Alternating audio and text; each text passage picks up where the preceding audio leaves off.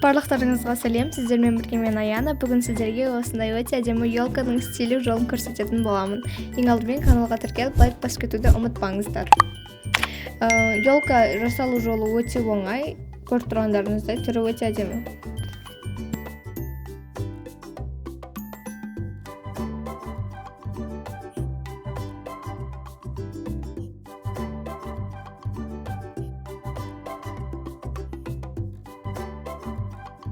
Керекті заттарға келетін болсақ, сіздер коробка алуларыңызға да болады, ал менде туған күнге арналған шапочкалар және де ватный диск и степлер мен клей керек болады. Ең алдымен ватный дискті 4-ке бүктеп, барлығын степлерлеп дайындап аламыз. Көріп тұрғандарыңыздай видеода барлығы анық көрсетілген.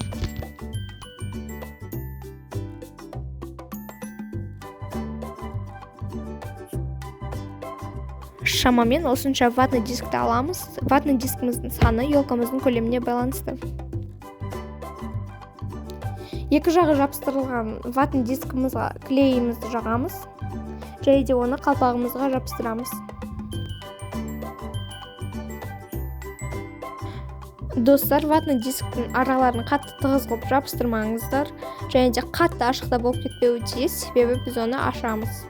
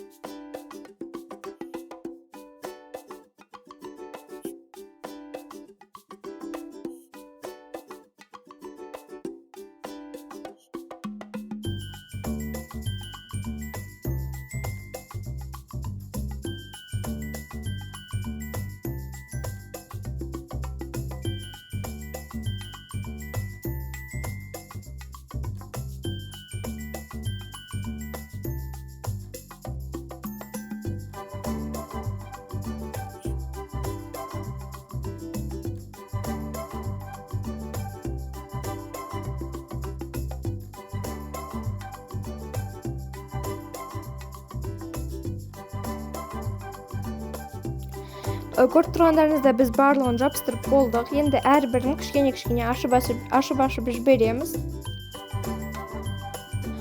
Барлығын жасап болғаннан кейін үстіне өздеріңіз қалаған игрушкаларды қоюларыңызға болады. Бізде ол игрушечный жұлдыз.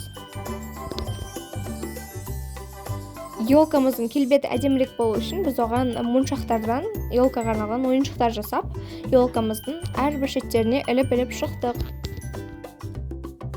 Елкамыздың ойыншықтарының түстері бізде розовый, көк және де ақ болды.